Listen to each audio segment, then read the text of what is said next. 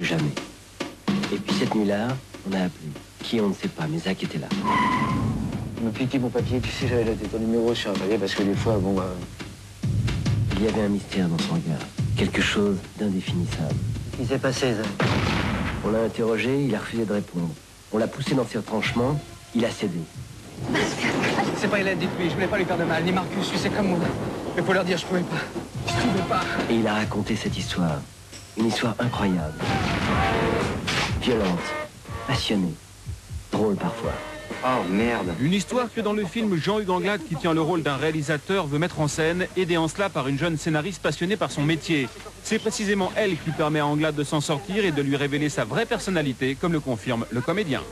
C'est le rôle que tient Valeria Bruni Tedeschi, qui est une jeune scénariste et qui va lui dire, écoute, si tu veux qu'on se sorte de tout ça, on va écrire tout ça et on va déformer suffisamment, puisque nous sommes des menteurs professionnels, c'est pour ça que le film s'appelle Les Menteurs, et on va quand même te raconter à travers cette histoire, tout en maquillant tout.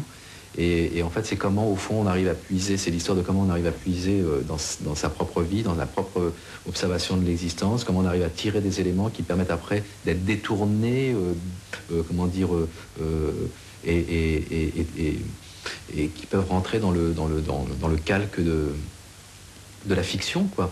Alors c'est une très belle, un très beau parcours comme ça, ponctué de plein de rebondissements, de choses drôles, touchantes, cocasses. Et avec Ellie, on s'amuse, quoi. C'est très ludique. Moi, je suis une femme, ok? Ok? Oui, ok. Une gentille femme. Alors, depuis 8-10 ans que je suis opérationnelle sur le plan sexuel, hein? Peut-être 11. Ouais. Et ben, je me suis jamais assise en face d'un inconnu, juste par gentillesse. Jamais. Alors, deux possibilités.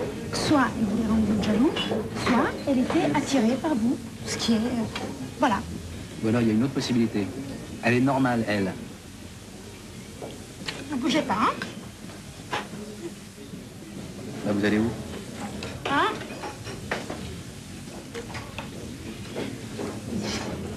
Deux et trois.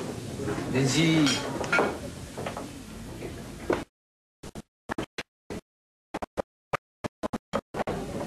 Ça vous ennuie pas de déjeuner tout seul tous les jours?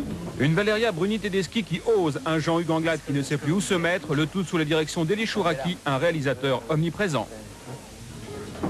C'est quelqu'un qui construit son film, un peu comme Besson fait d'ailleurs. Il est au cadre et il construit son histoire, sa narration avec l'œil collé à l'œilleton de la caméra. Il est incroyablement proche des acteurs du fait justement qu'il cadre. Et j'ai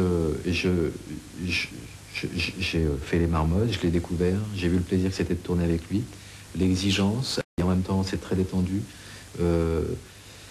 C'est quelqu'un qui offre une couleur de travail pour un acteur qui est incroyablement attachante. Mensonge, vérité, Je le connais pas, cœur. vérité, mensonge. Il ment. Il ment. Il a raconté son histoire à la femme qu'il aime. Et cette fois, peut-être a-t-il dit la vérité. Car cette histoire-là était encore plus extraordinaire que tous ces mensonges.